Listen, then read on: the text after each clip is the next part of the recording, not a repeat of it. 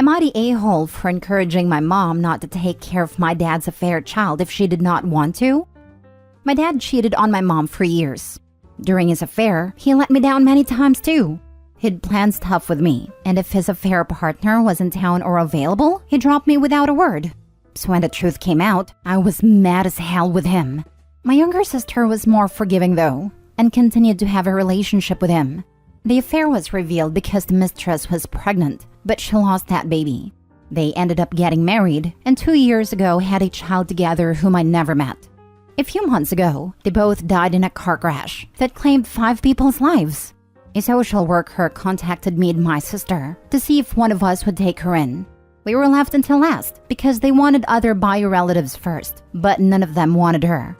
My sister asked if we could raise her together. I said I was not getting involved and told the social worker I would not raise her. My sister, who is only 19, stepped up, but there were some things that needed to happen first. She dropped out of her college classes. She was working during the day and going to college at night. And she needed to move into a 2-bedroom place instead of the 1-bedroom she was in. She also needed to get some background check done. But she passed. She has the child. And now she's having a hard time with childcare. She knew I wouldn't say yes, so she asked our mom. Begged our mom. She told mom if she loves her, she'll help her. And that she'll start opening her heart up to her little sister, who is part of her girls, even if she hates our dad still. My sister laid on a guilt trip to her. Mom said she needed to think, so she called me, told me she didn't want to do it, that she hates the thought of having that child in her home and caring for her. But she knows it will ruin her relationship with my sister if she doesn't. I told her she shouldn't do it, that not only she would not be a good fit for one, but she would also be miserable. And while my sister might not hate her, she could end up resenting them both. She agreed with me and told my sister she would not watch the child. My sister called and asked if I had anything to do with it. I played dumb and said I didn't know what she meant. She said she knew that was a lie because mom was so close to doing the right thing, and suddenly she's firmly no. She called me the C-word, a witch, said I was heartless, that one day she'll tell our little sister everything and will make me face up to my rejection of her and my lack of care for her. I told her I owed the child nothing and I would not apologize for telling mom to do what she wants. My sister then said I was cold-hearted and cruel, and I don't seem to care about her either. I told her I cannot pretend to care about the child dad created with his affair partner, and that she would rather me stay away. She said it didn't mean I needed to push mom to refuse to help her either, that I was still an ass for that. Am I the a-hole? Not the a-hole. And honestly, I'm surprised CPS gave your sister custody considering she is 19, basically a kid herself. Not blaming your mother in the slightest for not wanting to do anything with the affair child of her ex-husband.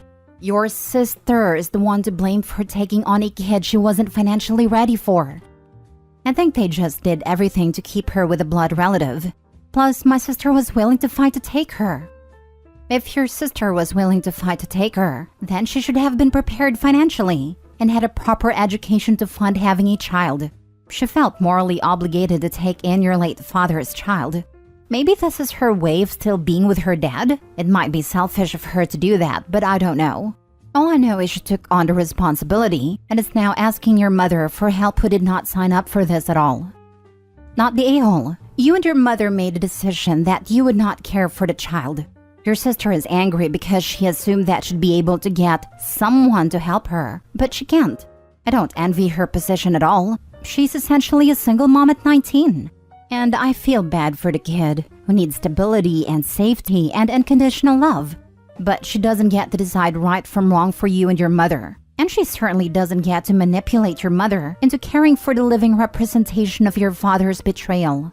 It's honestly in the kid's best interest that you and your mom don't care for her. Kids are perceptive. They know when they aren't liked or wanted. And she absolutely doesn't need that right now. Anyone who plays the "if you love me you'd" card is almost always a shameless manipulator, and therefore the a-hole. I think my sister assumed we'd change mom's mind once she had taken the child on, or maybe that mom would be willing to help her out fully. She thinks I was wrong for saying no already. This is all making her angrier, because she claims she's our family. I know she's always had a relationship with a child, but I have never even met her, and I don't plan on that changing. I know my sister doesn't like that, but staying away is the right thing. Because, like you said, kids know when they're not wanted. Next story. Am I the a-hole for not being an active grandparent? I, male 47, have a son Jake, male 26, who has his own son Mike, male 5.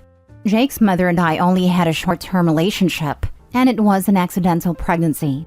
To be blunt, I never wanted to be a parent, particularly not at 21.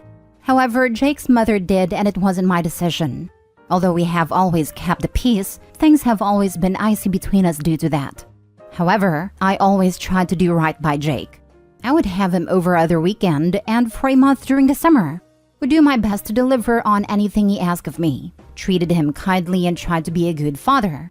Then, at a certain point, his mother married a guy Jake hated, and I had him move in with me once he was 13. I won't lie, I wasn't cut out to be a parent. I love Jake, but I just hated parenting. I did it anyway since he was my son. We have a very good relationship, and I've never shirked any responsibility to him. Jake also became a father at 21. However, he was all for it and is happily married to Mike's mother. I also got him into my electrician's union and had him set up on some good jobs. So, he was on much better footing than I was for a child. Back then, we had a long talk, and I told him, Jake, being a parent is a very different life. It is hard, exhausting, and on a day-to-day basis. You don't really get to do what you want to do very much. It will be a very long time before you don't have that kind of responsibility anymore. Then, the conversation turned to how I'd help him. I told him no, I am retiring from parenting. I am turning back to my own life. He has his own home, union job, is engaged, and adult enough to decide to have a baby. He's the adult now. He's the parent. I'll be around, and if there are any emergencies, obviously I'll do what I can. But I won't be an active grandparent. I've largely held to it. I have been doing a lot of travel, I have a girlfriend, hobbies, and to be blunt, I'm doing all the things I didn't get to do in my 20s. Do I see Jake and his family? Yes. However, I rarely agree to babysit. Jake resents that I don't go to Mike's games because they tend to conflict with my weightlifting club, and that I'm pretty hands-off with Mike. Things came to a head last week when Mike had a baseball tournament and I refused to go because I had plans to take scuba class with my girlfriend, which admittedly could be rescheduled. I didn't tell Jake this, but I spent so many Saturdays bored out of my skull watching Little League when Jake was little. I always cheered loudly, was crazy supportive, and never let on that it was like watching paint dry. But this is no longer my responsibility. So I told him, Jake, I spent 20 years parenting. That's enough. He then yelled at me that I am always jetting around playing like a teenager and not putting him first. I told him that no, I wasn't. I did that for 20 years to get him on his feet as an adult. I've done that and can go back to prioritizing my own life. What I am reading from this is that you knew you were not cut out to be a parent. You feel you have done your duty and are now determined to do everything you feel you missed out on. You can do whatever you like, and whether you are the a-hole or not, your actions will have consequences. But only time will tell if you find you regret your actions or not. Indeed, you read it right. I have also considered exactly what you suggest in your last line. Thought very hard about it, in fact. I am far more likely to regret never getting to live my own life if I were to give that up again. You might not be the a-hole, but you're ruining your relationship with your son by essentially saying, I don't care about being actively involved in your life. I've already done the bare minimum expected of me and I won't do more. Do you want him to go no contact with you? Because that's the direction this is heading in. Maybe this will make me the a-hole, but if that's the price, okay. I've spent 20 years putting Jake first and not really having much of a life. I didn't get on a plane to Thailand and change my name. I didn't tell his mom I don't want to be a father, so if you have a baby, I'll pay child support but leave me alone. I was a very active parent. Jake was raised into a fully functional adult with a stable, steady job, his own home, and his own wife and baby. I did it because I fathered a child. He couldn't take care of himself, and it was my responsibility. Jake is fully able to take care of himself and Mike, as is Mike's mother. If I need to give up the next 20 years and be daddy again, no. I'll only do it once. This time, I'm proverbially getting on the plane to Thailand. The price is too high. I've done my duty and hung up my parent hat. At this point, yes, I am done. I've signed up for and took responsibility for Jake. Jake chose to have Mike, well and good, but now he's the parent, not me. Although every disagreement on the internet always has going no contact as literally the first port of call, real life isn't like that. But because it seems that is what everyone wants to talk about, if let's say that were really what it came down to, so be it. I'd wish him and his family well. But whether it makes me the a-hole or not, I've taken my life back, and I'm not going to put it to the side again. If the choices are I walk off into the sunset or I have to be a daddy again, I'm walking off into the sunset. Nobody has threatened such a thing, nor is anyone talking about it. But this, being the internet, it is the go-to that everyone says immediately. I hope things don't go that way. I don't want them to go that way. But if those are the terms, that will be my choice. Next story. Am I the a-hole for crying, causing a wedding to be called off? I'm 31, female. I have a friend named Anna, 35, female, and Alex, 33, male, has a 7-year-old daughter named Frankie who has a severe peanut allergy. Alex is very protective of Frankie and takes great precautions to ensure her safety. One day, Anna and I decided to go to a restaurant, and we informed Alex beforehand. He explicitly told us to make sure that there were no peanuts in the food. Unfortunately, in the midst of ordering our meals, I completely forgot about Frankie's allergy, and she ended up eating something with peanuts in it. This resulted in Frankie having a severe allergic reaction and requiring immediate medical attention. Upon learning about the incident, Alex understandably became angry and upset. He directed his frustration towards me and Anna, stating that we should have asked about the presence of peanuts in the food. Furthermore, he expressed that he no longer wanted me around Frankie if we couldn't be more responsible. I busted out in tears. This argument escalated, leading to a major fight between Anna and Alex and ultimately causing their wedding to be called off. Now both friends and family are placing the blame on me, stating that Anna and I should have been more cautious and that I ruined the wedding because I'm an idiot who doesn't listen. Info. Were you the only one ordering? Could Anna have identified that there was peanut in the food? Why did the argument escalate? Why did you not simply agree you had been irresponsible and agreed to not be around Frankie? Anna told me it escalated because I was the one who ordered the food, because Anna had to relieve herself and she was in the bathroom when I ordered it. And Alex said he doesn't want me around because he reminded us in the car before we went in a restaurant to check for peanuts. How long was it between this reminder and ordering that you managed to forget something so important? I'm guessing it was minutes, not hours, which makes your failure exponentially worse. Do you usually forget things so quickly? If so, you need to talk to your doctor about these lapses, since a little girl could have died because you have holes in your memory. You're the a-hole. I love how you purposely left out that you are the only adult at a table at a time of ordering. You are 31. If you think you can shake off any responsibility with "I just forget" and "I'm not good at listening," you might need to be accompanied by an adult to navigate daily tasks. You're the a-hole. You could have killed that child. Hope he also left out the fact that the dish was Kung Pao chicken. So literally a peanut chicken dish after having been told right before on the phone to not forget about the peanut allergy.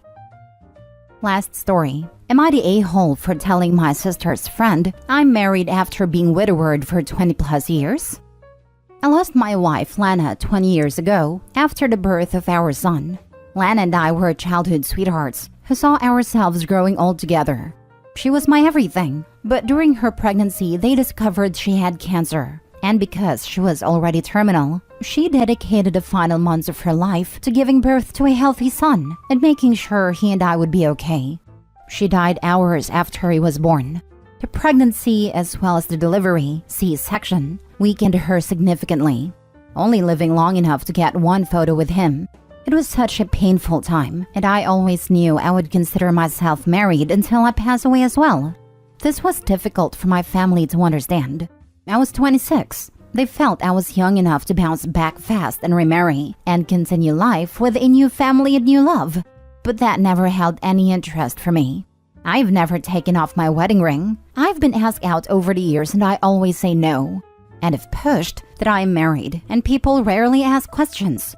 Over the years, my family have introduced me to women who they think could be the one to change my mind. It is something we have disagreed over. They even asked my son if he wouldn't like a new mommy when he was little, and it resulted in no contact for a while. They eventually apologized. My sister and her husband celebrated 30 years of marriage last month, and they threw a party with family and friends. My sister invited a friend of hers along who I have never met. She started talking to me during the party and mentioned that my sister said we would be perfect for each other and how she was excited for us to spend some time together after the party. I asked her what she meant by that, and she said we were going out to dinner, just the two of us, right after. I told her I never agreed to that, and then I told her I was married. She got the idea that I was divorced, and I told her that my wife had passed away many years ago, but I considered myself still married. She was shocked, and afterward my sister was angry at me. She told me I had made her out to be a liar, and her friend was hurt that she tried to set her up with someone who was so hung up on someone else. I told her I had made it perfectly clear I would not be dating, that she was the one who gave her friend the impression I wanted to date. She told me telling people I'm married when I'm not anymore is wrong, that it pushes people away and gives them the wrong idea. I left early because she was not willing to let it go.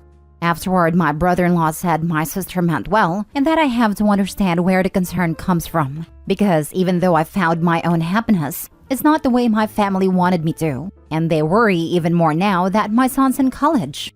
Am I the a-hole? Not the a-hole. I'm a widow. It's only been 4 years. My mom was widowed twice. My first dad died while she was pregnant with me. My mom told me that we stay married in our heart, soul, and mind, and I've found that no one understands that, but I do. You are not the a-hole all the way. It's nobody's business how long it has been. You are married, period. If no one understands, too bad for them. Time is relative. 4 years later, it feels like I just found his body again and again. Take care. I'm terribly, terribly sorry. Your wife must have been as amazing as you. Be strong. It's the most terrible pain, incomprehensible pain. I'm so sorry for your loss. Not the a-hole. Good for you. Other people should concentrate on their own lives. Even though I found my own happiness, it's not the way my family wanted me to. So what? You're happy. I am happy for you. Why can't they be? I don't think my family believes in happiness outside of marriage and having a family with your spouse. They think anyone who doesn't want that again is somehow incapable of being truly happy. They're also not very good at listening.